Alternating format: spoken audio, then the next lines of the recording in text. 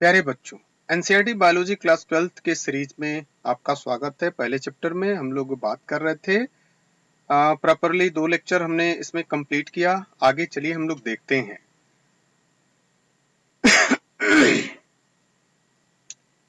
यहाँ तक हम लोगों ने देखा था, यानी कि जन्म, वृद्धि और मृत्यु चक्र जो का चक्र एक चल रहा है, वहां तक हम लोगों ने समझने का प्रयास किया था। आगे हम लोग देखें, लिख रखा है जनन प्रजाति में एक पीढ़ी के बाद दूसरी पीढ़ी में निरंतरता बनाए रखती है। मतलब यानी कि जो संतति उत्पन्न होती है वो संतति एक दूसरे संतति को जन्म देती है।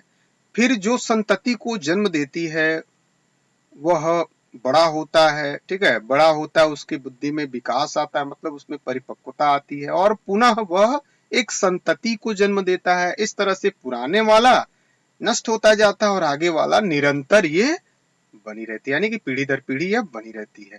फिर लिखा है आप बाद में अध्याय 5 यानी कि जिसे आनुवंशिकता और विविधता का सिद्धांत कहते हैं में अध्ययन करेंगे कि किस प्रकार आनुवंशिक विविधता जनन के दौरान सृजित या वंशागत होती है। मतलब यहाँ पे हम लोग अगले 5वें अध्याय में यह सीखने वाले हैं कि यह निरंतर जो फोटोकॉपी बन के आती है, मतलब जो संतति आती है वह अपने माँ बाप के समान दिखती है। कुछ संतति ऐसी होती है जिसमें कुछ विभिन्नताएं होती हैं। हम लोग कहते हुए भी सुने, अरे यार ये तो बिल्कुल लग रहा है कि एकदम अपने माँ बाप के ऊपर गया है, मतलब अपने माँ बाप की तरह दिख रहा है। कुछ संतति ऐसी होती है जिसमें कुछ विभिन्नताएं होती हैं, ठीक है, वो अपने माँ बाप की तरह नहीं दिखता है। तो क्या आप कह सकते हैं कि यह अपने माँ बाप से नहीं है क्या, यानी कि उसकी संतति है नहीं है क्या? तो हम ऐसा नहीं कहते हैं। क्यों? क्योंकि यहाँ आनुवंशिक यानी कि हम 5वें लेसन में यह सीखने वाले हैं कि वह भी उसी की संतान होती है।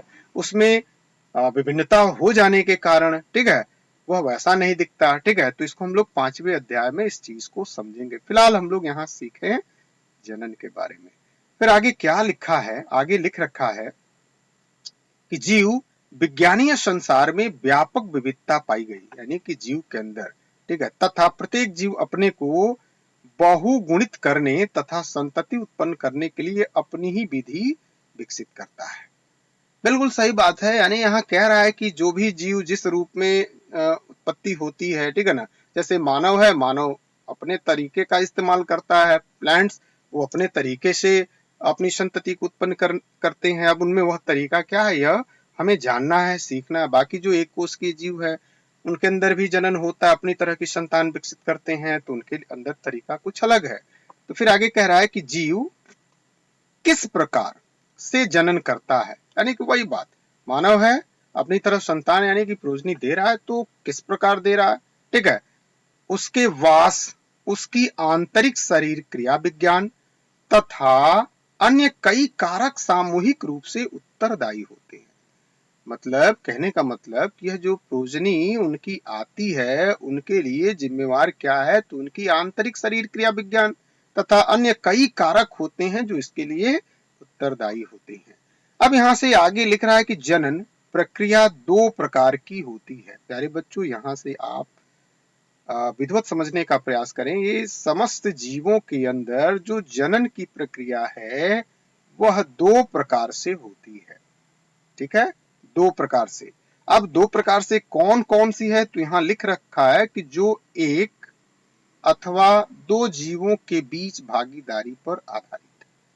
जो एक यानी जो एक का मतलब कि वह अकेले जीव जनन करके अपनी तरह संतति दे दिया, तो वो जीव एकक जीव कहलाएगा, एकक जीव में जनन कहलाएगा, ठीक है। फिर कह रहा है कि 2 जीवों के बीच, तो अब यहाँ पे 2 जीव हैं, इन दोनों के बीच जनन होगा तो एक संतति का निर्माण होगा। मतलब एकक जीव के द्वारा होने वाला जनन और 2 जीव जब भागीदारी करके अपनी संतति का निर्माण करते हैं तो यह 2 तरीके से यहाँ पे जनन को यह दिखा रहा है, ठीक है। अब दोनों तरीकों में जो एकक जनन है वहां पे हम लोग अलैंगिक जनन समझते हैं, और जहां 2 जीव मिलते हैं वहां पे हम लोग लैंगिक जनन समझते हैं। तो चलिए आगे देख लेते हैं कि फिर क्या कह रहा है। लिखा है कि जब संतति यानी कि प्रोजनी की उत्पत्ति एकल जीव यानी कि एकल जनक द्वारा युग्मक यानी गैमीट निर्माण की भागीदारी के साथ अथवा इसकी अनुपस्थिति में हो तो वह जनक क्या कहलाता है? अलैंगिक कहलाता है। प्यारे बच्चों, मैंने यहाँ बात किया कि जब जीव अकेले हो और अकेले रह करके उससे एक उसी की तरह की प्रोजनी यानी कि संतति का निर्माण हो रहा है, संतति का निर्माण हो रहा है, तो उसे हम एकक जनन कहेंगे। अब यह एकक जनन में जो एकक जीव है या तो वह गैमीट का निर्माण कर सकता है, मतलब एक युग्मक का निर्माण करेगा, ठीक है, या नहीं भी करेगा, ठीक है, यहाँ लिख रखा है या नहीं भी करेगा, ठीक है ना।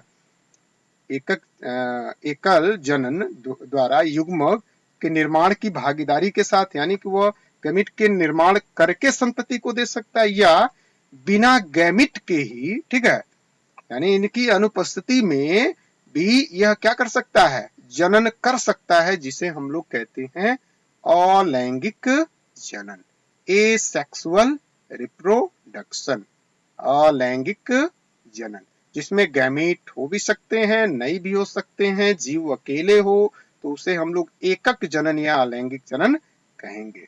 फिर यहाँ दिखा रहा है कि जब दो जनक विपरीत लिंग वाले यानी कि एक मेल हो एक फीमेल हो, ठीक है, जनन प्रक्रिया में भाग लेते हैं तथा नर और मादा युग्मक गैमीट में, नर और मादा युग्मक जिससे हम लोग युग्मक को गैमीट कहते हैं अंग्रेजी में युग्मन होता है, माने दोनों फ्यूज्ड होते मिलते हैं, तो इस प्रक्रिया को हम लोग लैंगिक जनन कहते हैं। तो चलिए इसको हम लोग फिर ठीक से समझने का प्रयास करें। ये लैंगिक और अलैंगिक का ये जो चक्कर कह रहा है, इसको हम कुछ ऐसे समझें। तो प्यारे बच्चों, यहाँ पे जो लैंगिक की बात कर रहा है, कह रहा है कि जो इसमें दो जीव होंगे, मान लिया कि ये दो जीव हैं, ठीक है, अब एक जीव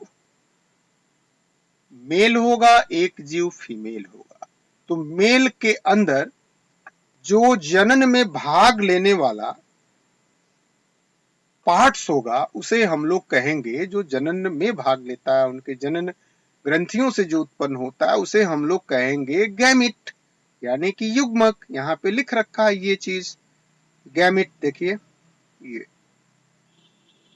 तो ये यदि ये मेल, ये नर को इंडिकेट करने वाला ये चिन्ह है और ये मादा को, पहले तो ये आप जानो, ये ऐसे हम लोग मादा को इंडिकेट करते हैं और इस सिंबल से हम लोग नर को इंडिकेट करते हैं।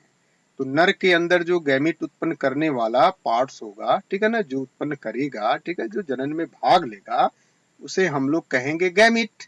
गैमिट और इस गैमिट को चूंकि नर उत्पन्न कर रहा है इसलिए इसको हम लोग कह देंगे नर गैमिट, ठीक है। और वैसे ही मादा यदि गैमिट को का निर्माण कर रही है तो इसे हम लोग कहेंगे मादा गैमिट, यानी कि यहाँ पे हम लोग मादा लिख सकते हैं। तो यह नर गैमिट जो जनन में भाग लेने वाला है, पूरा बॉडी तो भाग लेता नहीं, ठीक है, इसलिए यहाँ पे गैमिट हम कह रहे हैं, आगे हम लोग समझने वाले भी है। और ये है मादा गैमिट। तो जब ये दोनों गैमिट आपस में फ्यूज्ड होंगे, मिलेंगे, यहाँ पे लिख रखा है जब मादा युग्मक और नर युग्मक में युग्मन होता है, माने ये जब फ्यूज्ड होंगे, जब मिलेंगे, ठीक है ना, तो इसी प्रक्रिया को हम लोग कहेंगे लैंगिक जनन। जब ये दोनों मिल जाएंगे तो हम लोग क्या बोलेंगे? लैंगिक जनन, ठीक है। उम्मीद है कि आपको हमारी बात समझ में आ रही है। यदि नहीं आ रही है तो आप कमेंट्स बॉक्स में लिख सकते हो, मैं इससे भी आसान से आसान तरीका कोशिश करूंगा कि आपको मैं समझा लूं। तो चलिए हम लोग अगले लेक्चर में बात करेंगे इसका 1.1 यानी कि अलैंगिक जनन के बारे में। तब तक के लिए आपको